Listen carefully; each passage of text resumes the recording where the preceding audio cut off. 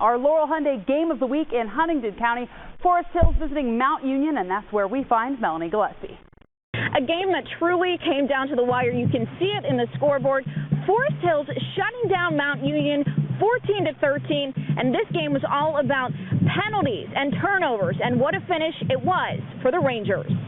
How are you going to be remembered by this game tonight?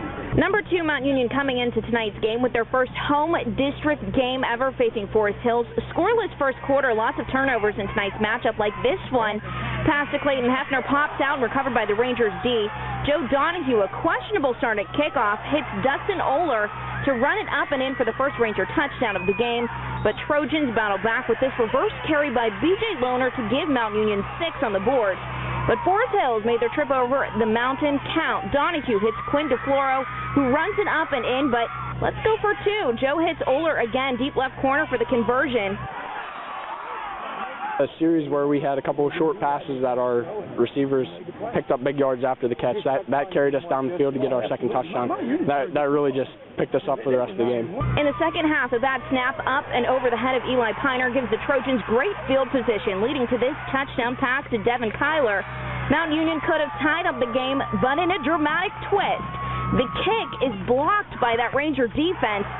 Back-to-back turnovers in this game. Mount Union giving one last-ditch effort, but Donahue snags the pick to end the game. I was really not even considering putting in on defense tonight, but I knew we had to make a play, and my one assistant said, put Joe in that corner, put Joe in the corner. And I said, Joe, can you do it? He said, I can do it, Coach. He went out and made the play. Just stoked that we get to play another week of football.